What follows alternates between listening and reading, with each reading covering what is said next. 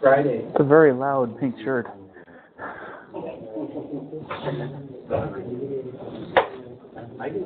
So, how's it going?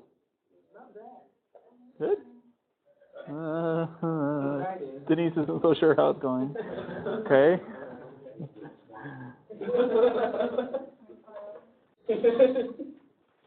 So, anyone have any questions?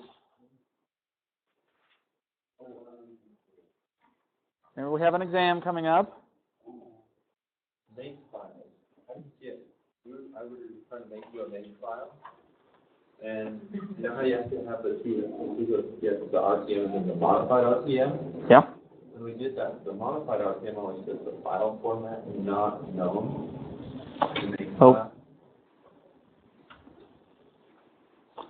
Okay, so the question is, when you're running your make and you're doing an RPM and a modified RPM, saying the file format is not known. Okay, usually you see things like that when you're attempting to link an object file that was compiled with Visual Studio with your crosslinker, or vice versa. Okay. So what you need to do is just be very careful that you are actually using the same compiler and linker for the whole chain. Okay. So now this is for RPM.C on phase 2. Yes. So you have no reason to be compiling that with a host compiler. So you just make sure you're not you don't try to compile that thing with Visual Studio, because it will not work on a host. It will give you all kinds of memory access errors and crashing when you try to dereference absolute address pointers. Other questions?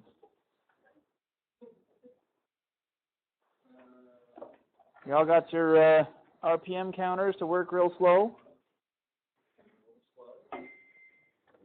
Figured out why it'll work, why it won't work when it's real fast, and why it won't work when it's real slow, and fixed it for the real slow, and just explain why it's real fast, why it won't work for real fast.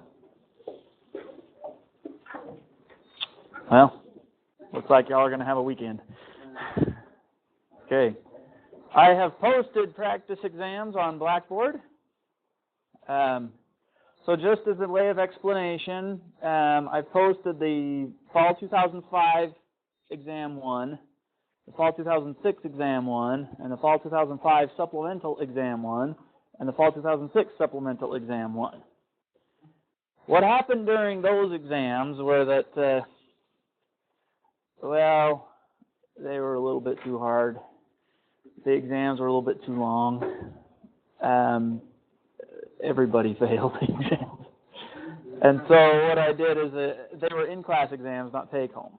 So I gave a supplemental exam after the in-class exam for those people who really, really tanked the exam hard, because I couldn't tell whether or not people understood what the material was. So I gave a supplemental exam that was a take-home exam. I am skipping the in-class part for you guys. You just go straight to the take-home. So anyway, those exams are there for you to work out, and they're there for you to work on. You can work, they're just there for your reference so you can get together in big groups and work on them. You are not allowed to seek out copies of the exam from prior years. You can't find somebody's old graded exam from those years. If you want what I think the answers are, come and talk to me. Okay? So, questions about the exam. This is coming on Wednesday. On Monday, are we going to go over anything? On Monday, are we going to go over anything? That's a good question. I think we'll go over a few things on Monday. Whether or not they'll be for the exam, that depends on how far we get today. So, I am going to post Lab 4 on Monday. I am hoping to be able to lecture on everything for Lab 4 prior to posting it. If you guys want to have an in-class discussion on the exam, that would push potentially the discussion for Lab 4 until Wednesday, the day of the exam. Is that something you are interested in, willing to accept, i.e. not going to complain about it later? Yeah, there's plenty of room to complain. Yeah, you'll complain, and you can complain. That's fine. But, basically I'd be posting Lab 4 without giving you instructions on how to do it. And on top of it, the prime time for the TA is going to be on Tuesday because he's here. And so I wouldn't be able to tell you about Lab 4. I guess what we could do is talk about Lab 4 today and then shift the rest of the discussion about Chapter 4 until next time, until Monday or Wednesday. But then Chapter 4 stuff's fair game for the exam. Lab 4 is not on the exam. So what do you want to do? Too many options. Do you want to make sure that you have me lecture on Lab 4 prior to going to lab? Okay. Then that comes at the risk of not being able to lecture at all on review material on Monday. So that's the other option, is we can do an out-of-class review session. I'm not going to be here on Tuesday, so it would have to be on Monday. My only open slot that I have, we can either do it early, and we're going to do it like 8:30, 9:30 in the morning, or we can do it at 2:30. 9:30. What day, Monday? Monday.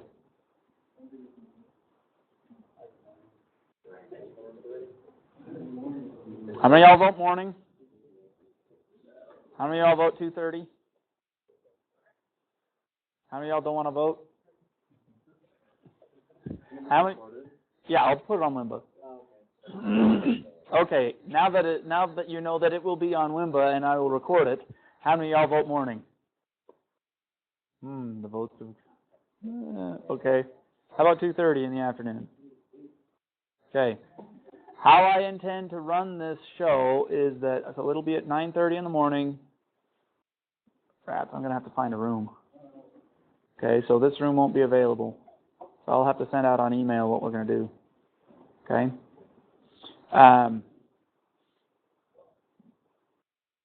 That's even worse. Because Wimba won't record and only will record in special rooms. We may not be able to do a Wimba session. There's only a couple rooms that you can do Wimba in. And they may not be available. I can almost guarantee they're not going to be available at 9:30. So 2:30 is the time slot. I know that this room isn't available at 2:30. 401 might be. I'll look into it. And we'll try to get a room that has Wimba, the capability of recording as we discussed. But we'll do the best we can. But anyway, Monday 2:30, I'll send you an email as to where. How I intend to run the thing is I will answer your questions. I will be prepared to answer and to work out problems that are on the supplemental exams, the practice exams that I've posted on there. And I'll also be prepared to answer whatever questions you may have about labs or anything else in preparation for the exam. Okay? All right. So then what we're going to do is today we'll finish off the Chapter 4 material, and Monday we'll lecture on Lab 4, unless we cruise through this stuff, and we'll get to Lab 4 today. So if you remember, we were talking about a computer. You remember the difference between the computer, your PC, and your Mac? Your level of abstraction. How do you put together your PC? Well, you plug a bunch of stuff in. How do you put together your Mac? You pull out your wallet and go buy one. You don't open it up. You don't tweak inside it. That's just the level of abstraction that they adhere to. So now the question that we're talking about is, why does it work when you put together your PC? How come you can go and buy a power supply that didn't come with your computer and plug it into your computer and it doesn't let the smoke out of your chips? Because all the industry has agreed on, this is the interface that we have for power supplies, and we want the plug that you plug into the motherboard to look like this. And so every motherboard manufacturer, if they want to be standard compliant, has to comply with that, has to provide a little socket that will accept that power supply. So we have standards, USB, PCI Express, SATA, all these other standards. This allows interchangeable parts. Okay? So this is a big deal. It allows different manufacturers that are competing with each other to make competing products, but yet they are all interoperable. Well, we'll put that in quotes because if you've ever tried to do massive amounts of interoperability, I've got some RAM that I plugged into my motherboard that supposedly worked, but the computer wouldn't run with the RAM in it. So sometimes the abstractions of the standard interface break down. But the idea is that you should be able to buy components and plug them all together and it all works. What does this have to do with systems? What does it have to do with software? What I would assert is that you want to be able to build your systems. You want to design your systems following these types of ideas. It's much more easy, much more tangible for us to put our hands around the composition of components when the component is a physical thing. When it has an actual plug, you're plugging it into. Or when it has something else, you're plugging into it. So, but you want to be able to think about designing software in this way. Modules that have well-defined interfaces, standard interfaces if available, and then being able to plug these modules together in an easy-to-do way. Easy composition, multiple vendors, it requires standardization. Okay? Your benefits are swappability, abstraction in the sense that I don't have to worry about how big is the fan inside the power supply. I don't have to worry about, I have to worry about how many watts the power supply is, just in the sense of being able to supply the right level of power for my computer. But I don't have to worry about whether or not they're using ceramic capacitors or tantalum capacitors. There's probably capacitors in the power supply, but I don't have to worry about which kind. Okay, so the details of each of the components are abstracted. Isolation, because of the fact that the details of the components are isolated, or abstracted, there is a level of isolation that occurs in the sense that I don't have to worry about, I can assume that the power supply can be tested outside of the context of my PC, so that when I get it, I can pretty much assume that they've done their testing and I can plunk it down into my PC and it won't fry my system. Bugs of components are isolated to the components, at least hopefully. Okay, so here's another term we're going to define. It's called encapsulation. Encapsulation is the isolation of a system function within a module which provides a precise specification for the interface to the module. Okay? So this is just giving a word to this concept we've been discussing. Okay? Encapsulation enables information hiding, separate compilation, and abstract data types. Okay? These are all transitioning now to be software concepts. But the idea is we want to encapsulate chunks of our application, our software. These are the main concepts that it has to deal with. Okay. You want to think about developing embedded systems in terms of encapsulation. You want to do information hiding. This whole idea of playing peekaboo with your system is a good thing, because what you're trying to do is separate the details into different conglomerates and letting complexity reside within an isolated region within your program. Is it possible to achieve modularity and encapsulation in C? How do we do it? Well, we've seen two examples of encapsulation. We've seen Lab 0 and we've seen printf. Now, how many of you would say there's a little bit of detail inside printf? Just a little bit of detail. How many of you have ever had to worry about that detail before Lab 2? I would maintain, I hope you would as well, that ignorance is bliss. I don't have to worry about all that junk. VFPrintf is officially a profanity, and you never want to look at that stuff again, right? Well, after the exams, maybe we'll let you not look at it ever again. But nevertheless, we can hide the details of what's going on in printf, and we just write a book about how do you use this, as opposed to how does it work. I don't care how it works. I don't want to care how it works. I just want to call printf and put my percent this and percent that and print out my stuff. That's an example of how you achieve encapsulation in C. Lab 0, we're going to go through in a little bit more detail about encapsulation. Okay, so if you remember Lab 0, we implemented the FIFO module. We had the FIFO.h and FIFO.c, and we had FIFO main.c, and we used that, and we wrote a driver program which would use the module to receive data from an input file, put it into the FIFO, take the data back out of the FIFO, and generate a header file from it. So what we're focusing on isn't the client, not what we did with the FIFO, but rather how we implemented the FIFO. So,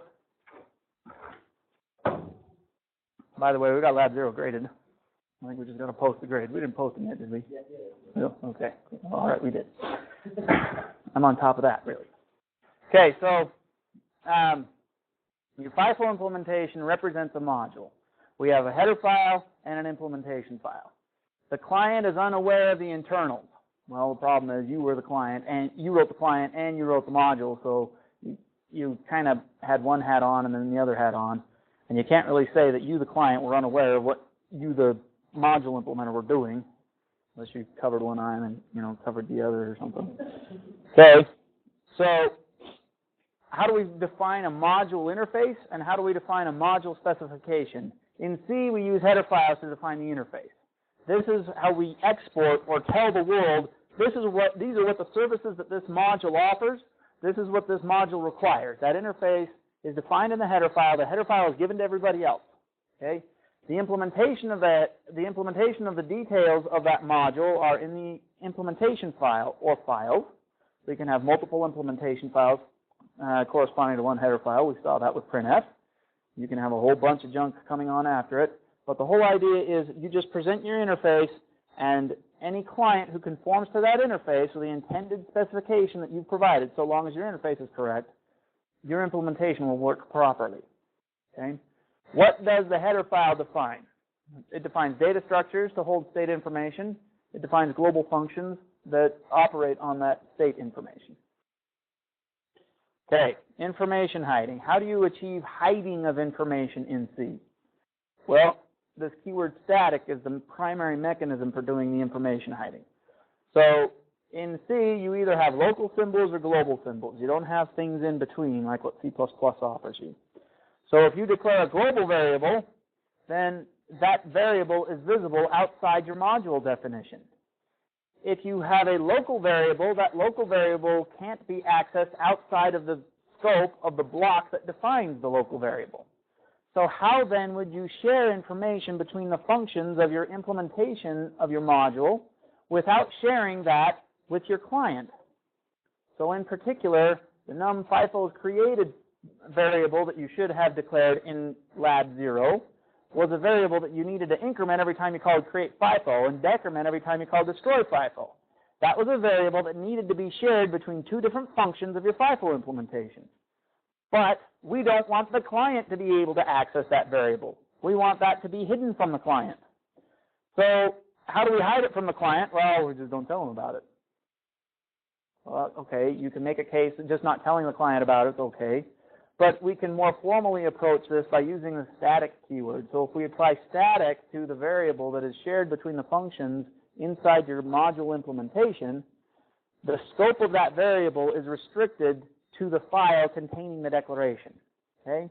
So what that means is I can declare num FIFO is created as a static int inside FIFO.c. The client can't access it because it can't be, the symbol isn't exported. If it attempts to access the symbol, the linker will give an error saying, I don't know what this symbol is. So by declaring it static, you allow that variable to be shared amongst your implementations, your functions inside your FIFO.c, but it can't be accessed outside of FIFO.c. Okay. So how do you do, so the idea behind using a static variable as a global variable inside your module definition, this is kind of how C implements private. You remember C++ has the access regions defined within a class? If you want to keep data private to some module, you can declare it as a static global variable. Okay. So the whole point about this is that the client doesn't need to know everything about the module implementation. There are details that they just don't need to know about. The client shouldn't have to care about some of the details of the module implementation.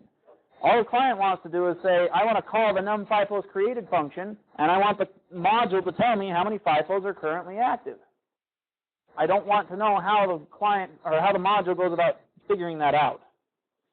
Okay, so examining some of the code that's in the interface for the FIFO module, let's ask ourselves, what does the client need to know? So we have these sound defined, FIFO success 0, FIFO failure 1. These are defined as return values. Does the client need to know about this? So if we say this is what these indicate whether or not our FIFO function is going to succeed or fail. So the client needs to know whether or not when he calls a function, whether or not it's succeeded. So we have to tell them what the code is for success and what the code is for failure. So yeah, those guys are needed. How about this type def? Type def int FIFO data. Is that necessary? Well, I have the comment there. It says definitely need this. What that does is it tells the client what type of data does this FIFO support. Now we could have been even more slick and allowed different implementations of this, to where we have a float and an int and a char and an array of floats, or a whole bunch of different types of data that we support inside our FIFO module. We would have to compile different versions of it in order to support that. Or we'd have to use some void pointer or something like that right here. C++, under this, you would use a template. Perfect circumstance for a template. But nevertheless, the client needs to know what is the type of data that this FIFO is able to hold. So this is necessary.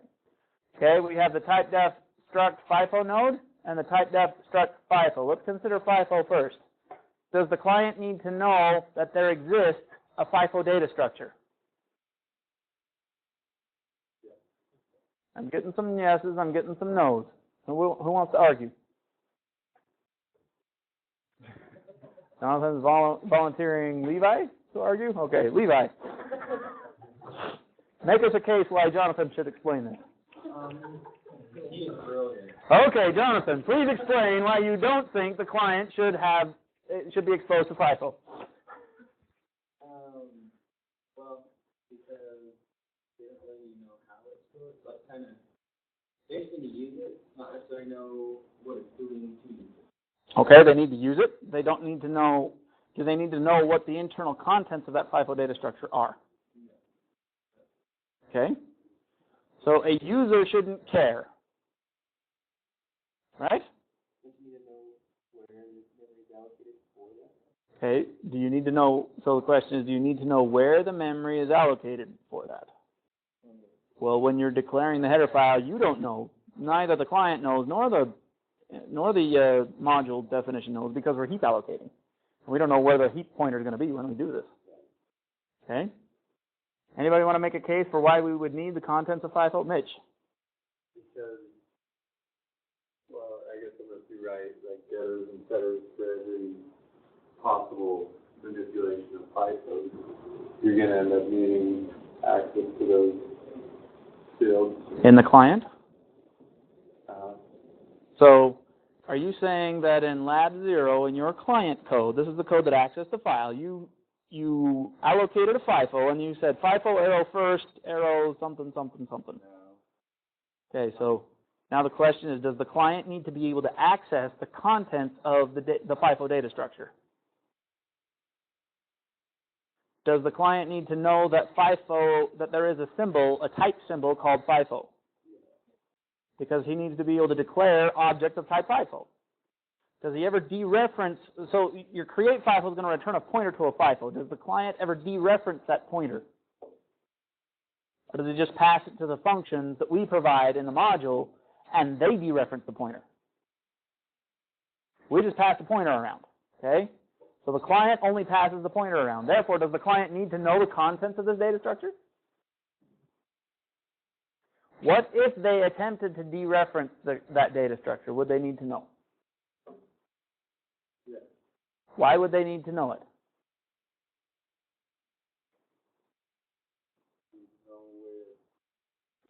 Because the compiler would scream at you if you didn't tell it. So when you dereference a pointer, what that does is, you got to think about this kind of at the assembly level. When you dereference a pointer that points to a data structure, the compiler is going to insert code that's going to access a particular field that the data structure points to.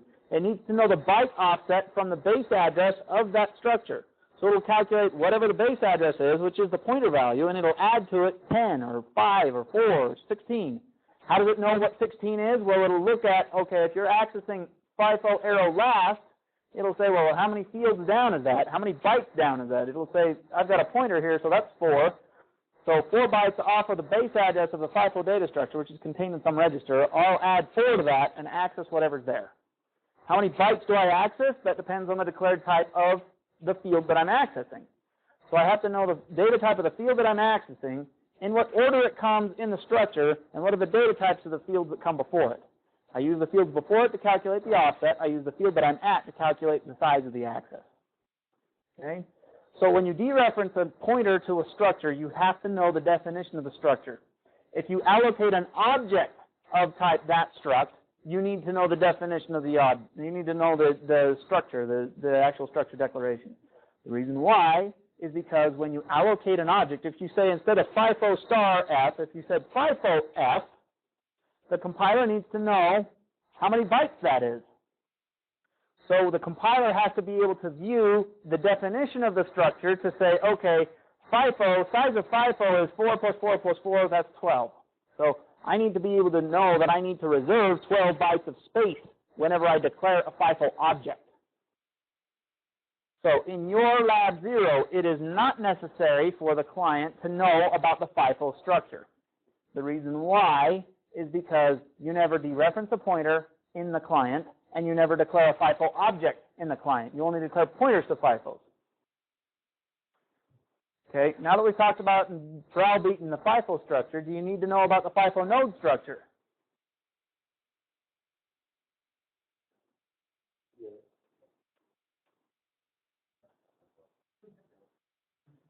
I'm getting a lot of yo's, or maybe nesses. Okay? Levi, do you want to vote anybody else to talk? I will. Okay, go ahead. Taking the data from the file, you have to store that somewhere. You need to know what's in the FIFO node. Okay. Did you ever declare inside your client code an object of type FIFO node?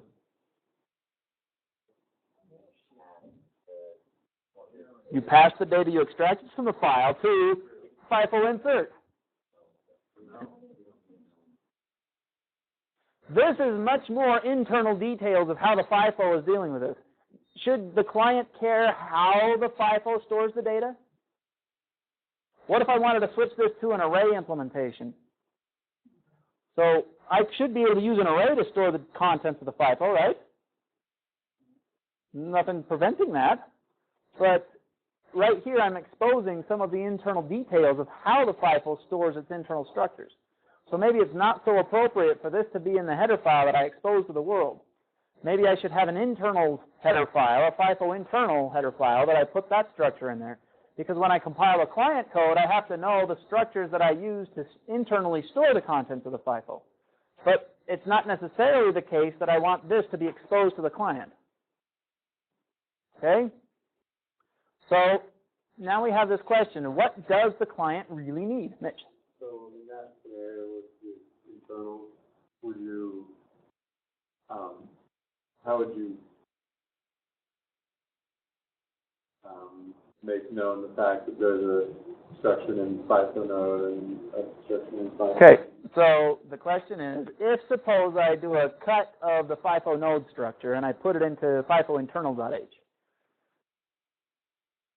So let's suppose that I chose to, just for the sake of allowing a client to be able to instantiate a FIFO object, let's suppose that I left the FIFO struct definition as it is in this file that gets exported to the client. Will the code compile as is?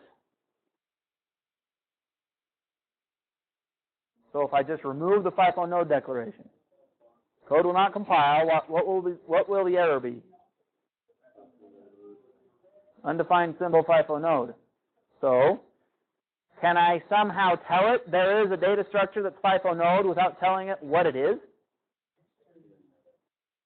Extern is a good way of thinking, well, yeah, that's the right lines I want you to think about. But extern applies to variables, not to types. Okay? So what we're doing here is we're going to define a type. And we need to have some equivalent forward declaration for a data type. See right here, type def int FIFO data. What we can do is we can say over here, instead of saying type def struct FIFO node blah blah blah, what I can do is I can replace that with a forward declaration of the struct. So I can do something like, what I can do is I can just type in here struct FIFO node semicolon. I would have to change, so what I would do is I would say, just copy the struct FIFO node underscore. I just paste it right here above the the declaration of the FIFO struct, and then say struct FIFO node underscore semicolon. That gives a forward declaration of the struct. That says somewhere there is a struct that's defined and it's named struct FIFO node underscore. I would change the FIFO underscore struct to say, instead of FIFO node star, I would say struct FIFO node underscore star. Because I can't do a type def on a forward declared structure. What I can do is I can just replace this, instead of using the type def name for FIFO node, just replace it with a forwardly declared struct name. Okay? And so what that would do is it would allow me to take out the definition of the FIFO node structure. And then your client code should still compile. Without including FIFO internals.h, your module definition code would not compile, because it needs to know the internal definition of your FIFO node data structure. Okay, so is this kind of making sense? When you're defining your modules, you need to ask yourself, what does the client need to know? What doesn't he need to know? What does the client need to know? And when you're talking about what does the client need to know, you need to consider what information does the user that's programming that client code need to know. And you also need to consider is what does the compiler, when it compiles the client code, need to know. Those two roles you have to analyze when you're defining your header files. Okay, what the client really needs to know, he needs to know the function prototypes of the functions that your module supports. He needs to know data types and enough other stuff to get the thing to build. Okay, so then do we really need to know the content of the FIFO data structure? Probably not, but it sure makes compilation easier if you just declare the structure right here. Forward declaration of a data type. Again, this is what you do. You can say struct FIFO underscore type def struct underscore FIFO. Again, I'm pretty sure that type def won't work because I've tried it a bunch of times and haven't struck on the magic combination of syntax. So doing a type def of the struct without actually defining the struct. Maybe it's a compiler specific thing. Okay. So that's all the, this is all the discussion that we just had up here. It does, so if your compiler can't see your data structure definition, it can't know the size of an object, but it does know the size of a pointer to an object because all pointers are the same size. So unless your compiler can see the declaration of your FIFO struct, it can't compute size of FIFO, but it does know size of FIFO star. It'll know size of FIFO star and be okay with that so long as you have a forward declaration of the FIFO data structure. It knows how big the FIFO pointer is because all pointers are of the same size, and this is a 32-bit machine. So 4 bytes for pointers. Okay.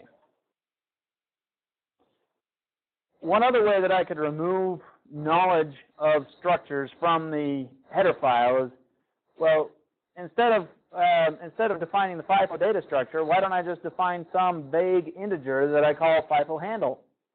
And I just say this module uses handles. And that handle is whatever I want it to be, and you don't get to know a thing about it.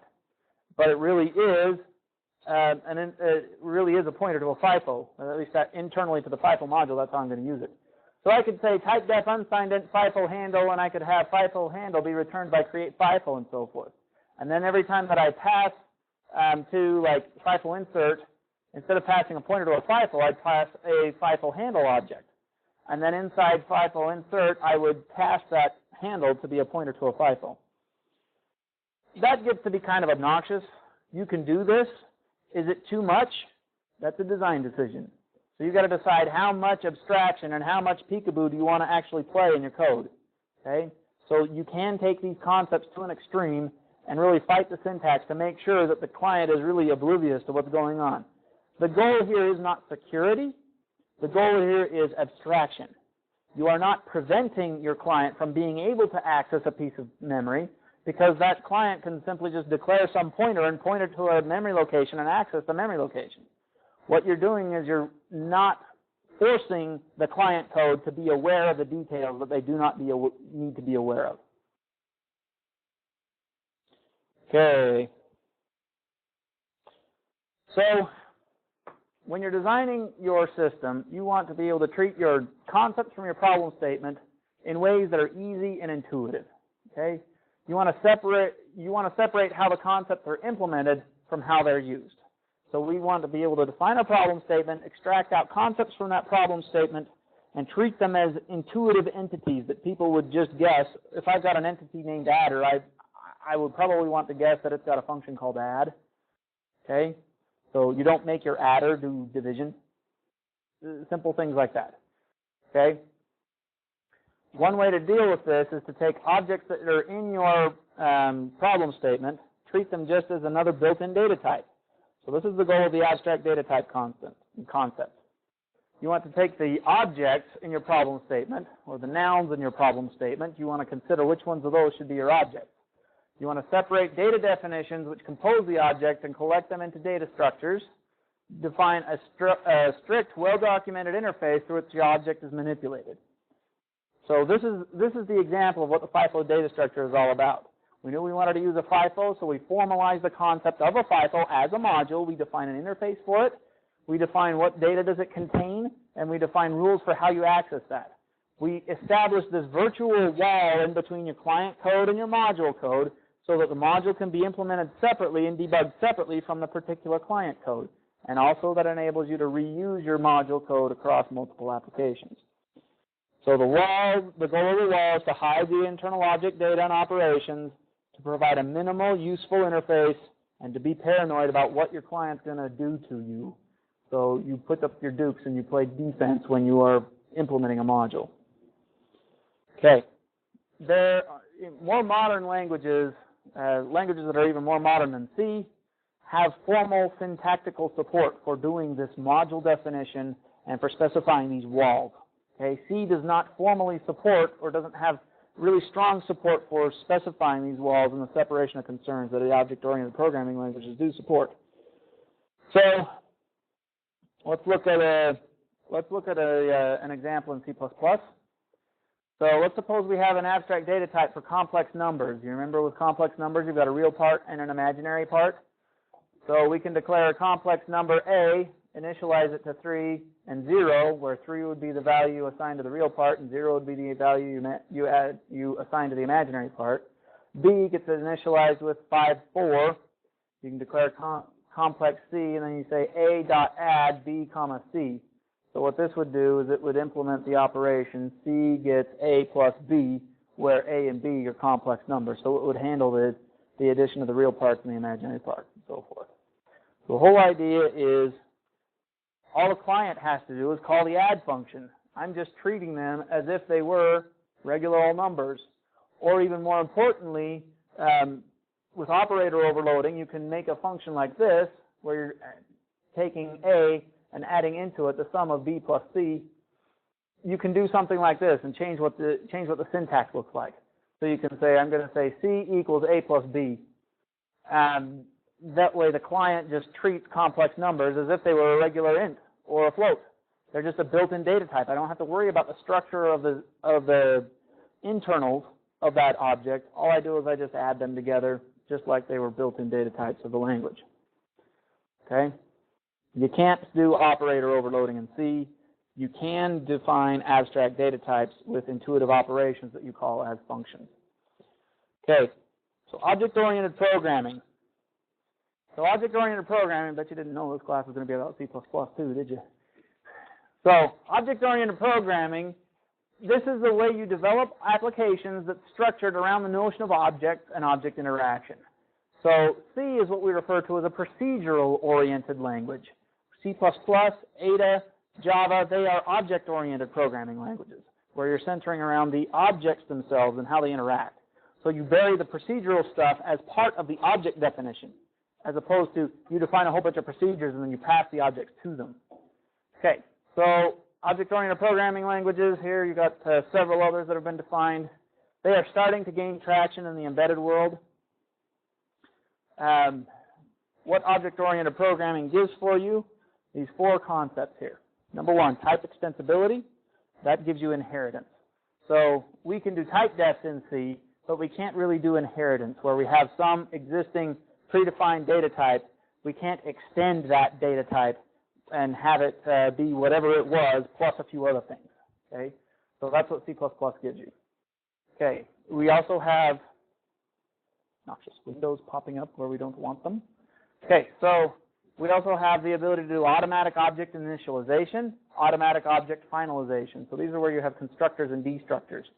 You can define a function that takes the role of a constructor in C, but you can't have it magically be called like you can in C++.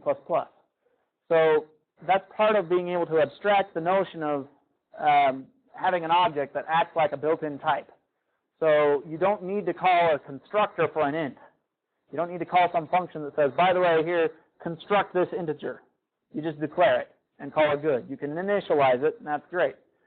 When you're building data types that should be automatically initialized, kind of like the built-in data types, you have to have this implicit call to a constructor function. Likewise with destructors, it destroys the contents of the object. Then we also have the ability to do runtime dispatch of operations. That's polymorphism. Okay? Type extensibility in C is limited to type def. We don't have formal inheritance. Let's look at this example in C++ where we've got a class bike that defines a bunch of stuff. Now suppose you want to declare a road bike class. So you say road bike inherits from bike. So a road bike object is a bike object. It is also a road bike object. Constructors and destructors, these are in C, we explicitly call them. Create FIFO and destroy FIFO are respectively a constructor and a destructor. Okay? The difference is they're just not magically called. Okay? We have to explicitly call them. Okay? C++, Cplex A4, 0. This declares an object which allocates space for it and implicitly invokes the constructor for that object, passing it the parameters 4 and 0.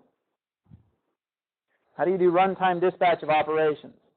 Let's suppose that that complex function has a method called print, or that complex object has a method called print. We can call a.print.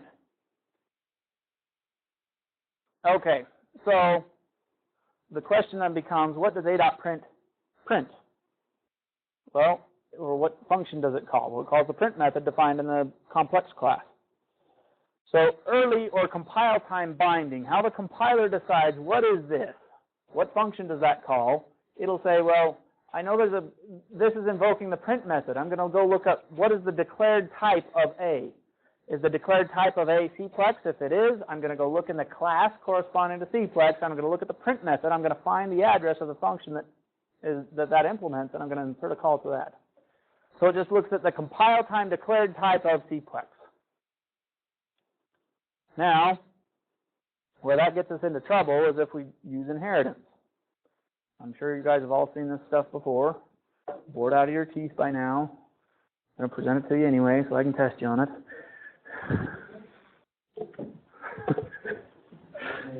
Yeah.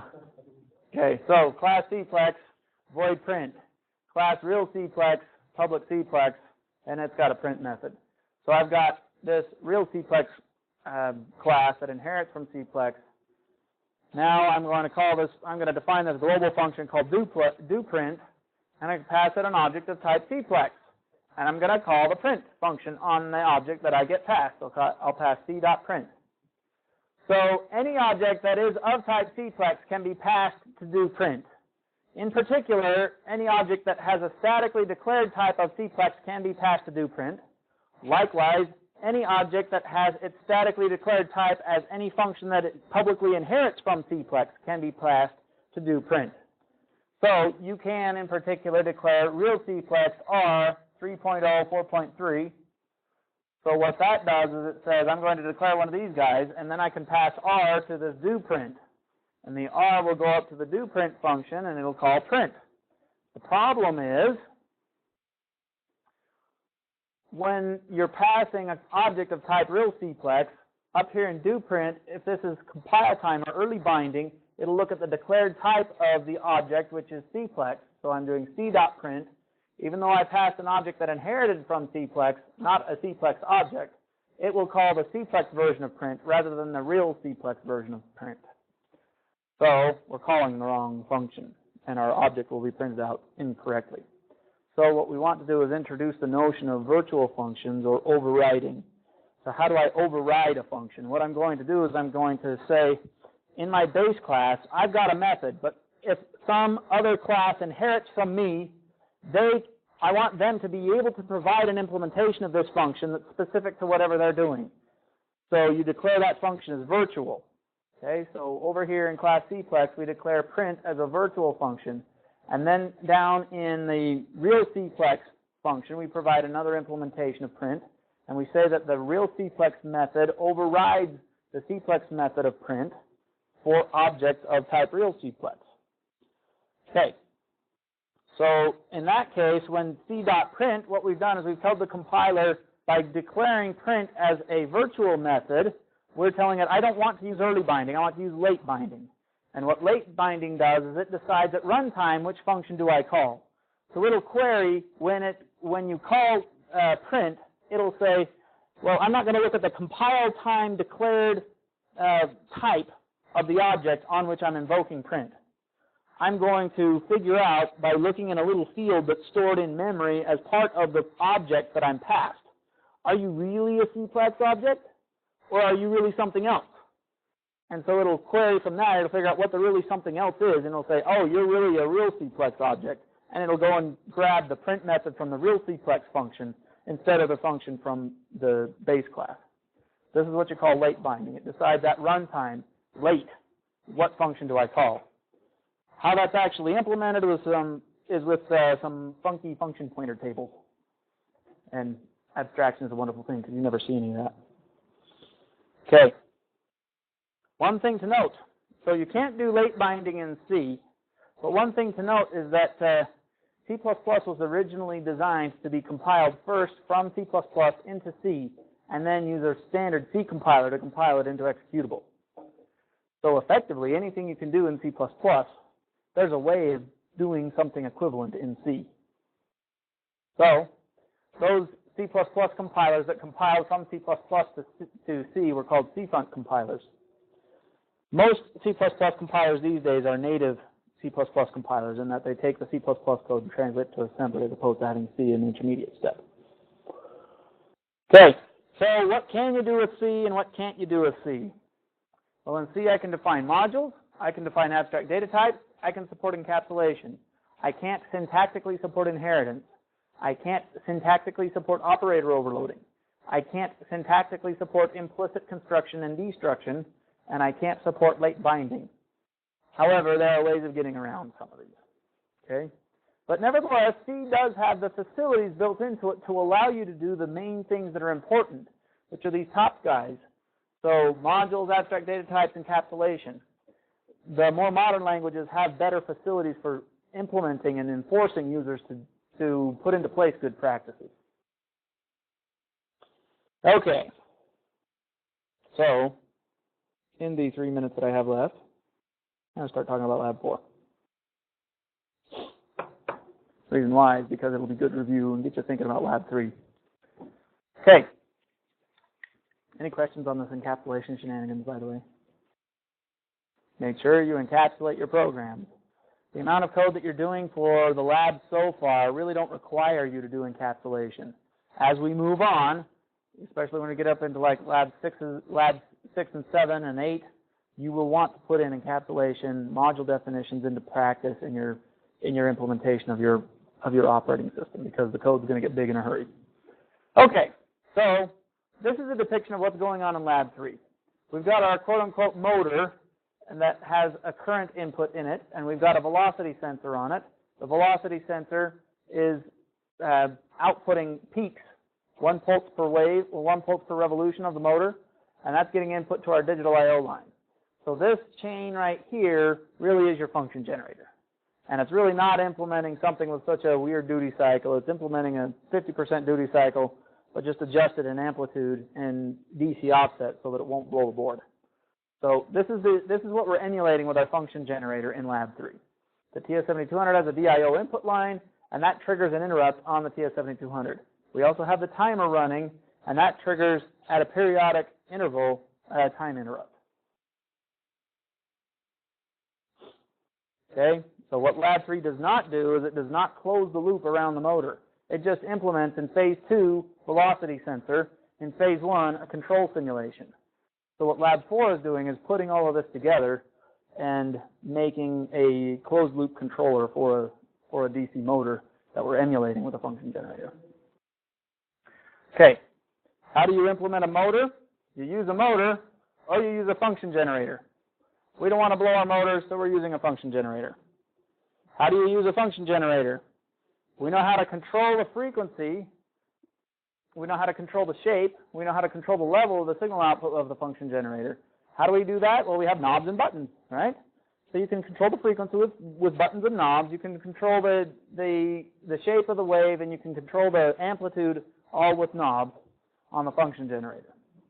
But now the question is, can I use another device to adjust the frequency output of my function generator? And the answer is yes, depending on your function generator.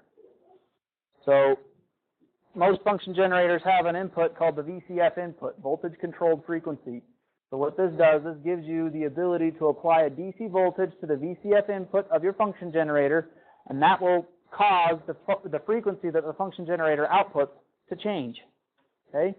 So you can supply a voltage to your function generator to tweak the frequency. And what that does is instead of you having to turn the knob to change the frequency, you can have a circuit change the frequency. So we're going to make use of this in Lab 4 in order to emulate our motor. Okay, so we'll talk more about this next time. If you're stuck, come and talk to me. My office hours today are 2:30 to 4. I will send out a mail saying where we're going to meet for Monday for the review session.